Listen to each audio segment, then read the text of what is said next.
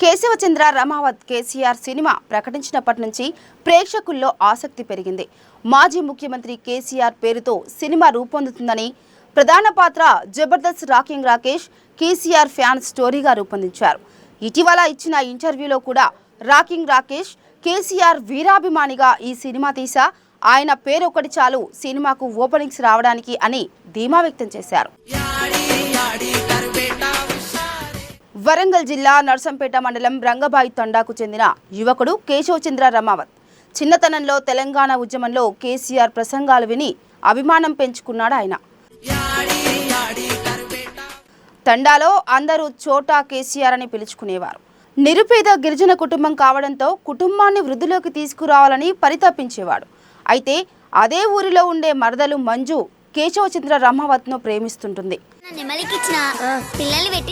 ఇరు కుటుంబాలు వారిద్దరికి పెళ్లి చేయాలని నిర్ణయం తీసుకుంటారు. అయితే బాగా చదువుకున్న పట్నం అమ్మాయిని పెళ్లి చేసుకుంటే కుటుంబ ఆర్థిక స్థితిగతులు కూడా మెరుగుపడతాయనే స్నేహితుల తప్పుడు మాటల ప్రభావంతో కేశవచంద్ర రమావత్ మంజును పెళ్లాడటానికి నిరాకరిస్తాడు. ఈలోగా తండాలో ఉండే బాగా డబ్బున్న ఆసామి కూతురుతో కేశవచంద్ర సంబంధం కుదుర్చుకుంటాడు. కానీ కేశవచంద్ర రమావత్ ముఖ్యమంత్రి కేసీఆర్ సమక్షంలో పెళ్లి చేసుకుని హైదరాబాద్ వెళ్లి ఆయనను కలుసుకొని ఒప్పించాలనే లక్ష్యంతో హైదరాబాద్ చేరుకుంటాడు. అక్కడ ఎలాంటి ఇబ్బందులు ఎదుర్కొన్నారు? రింగ్ రోడ్ కారణంగా తన ఊరు ప్రశ్నార్థకంగా మారినప్పుడు సమస్య పరిష్కారానికి కేశవచంద్ర రమావత్ ఏం చేశాడు? కుటుంబానికి మాటిచ్చిన విధంగానే కేసీఆర్ను తన ఊరికి తీసుకురాగలిగాడా? చివరకు కేశవచంద్ర రమావత్ ఎవరిని పెళ్లి చేసుకున్నాడు అనే ఆసక్తికరమైన ప్రశ్నలకు సమాధానాల చుట్టూ సినిమా కథ తిరుగుతుంది. ఇక గోరటి వెంకన్న రాసిన పదగతులు స్వరజతులు పల్లవించిన నేల అనే పాటతో సినిమా మొదలయ్యే తీరు ఏదో తెలియని భావోద్వేగాన్ని రేకెత్తిస్తుంది. టీఆర్ఎస్ జెండా పట్టుకొని గ్రామ వీధుల్లో ఊరేగుతున్న దృశ్యాలు ఉద్యమ రోజులను గుర్తుకు తెస్తున్నాయి. ఉద్యమ నేత కేసీఆర్ పై చిన్ననాటి ప్రేమానురాగాల సన్నివేశాలను కేశవచంద్ర రమావత్ డెవలప్ చేసిన తీరు బాగుంది.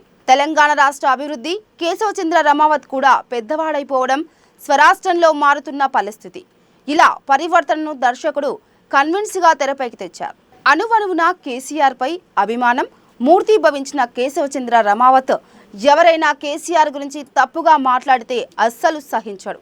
థియేటర్లో చప్పట్లు కొట్టించినా ఒకప్పుడు చరిత్ర మరచిన తెలంగాణ ఇప్పుడు చరిత్రనే మార్చింది అనే డైలాగ్ హైలైట్గా నిలిచింది. ఊరిని వదిలిపెట్టే మనుషులు ఉంటారు, కానీ మనుషులను వదిలిపెట్టే ఊరు ఉండదు అనే డైలాగ్ హాట్ టచింగ్గా అనిపించింది. పుట్టిన ఊరు కేసీఆర్ పై హృదయపూర్వక అభిమానంతో నగరానికి వచ్చిన తన కలను సాకారం చేసుకున్న వైనం దర్శకుడు చక్కటి భావోద్వేగాలతో ఆవిష్కరించారు. క్లైమాక్స్ సన్నివేశాలను ఎవరూ ఊహించని విధంగా ఆసక్తికరంగా రూపొందించారు. ఉద్యమ నాటి నుంచి 10 ఏళ్ల ప్రగతిని ఈ సినిమా చెప్పిన తీరు అందరినీ ఆకట్టుకుంది. బడ్జెట్ తక్కువే అయినా మంచి టెక్నికల్ స్టాండర్డ్స్తో సినిమా తీశారు. దర్శకుడు గరుడ వేగ అంజీ కథను ఎక్కడా ల్యాగ్ చేయకుండా ఆసక్తికరంగా నడిపించడంలో సక్సెస్ అయ్యాడు. ఈ సినిమా కేసీఆర్ అభిమానులను, తెలంగాణ ప్రేమికులకు తప్పకుండా ఆకట్టుకుంటుంది.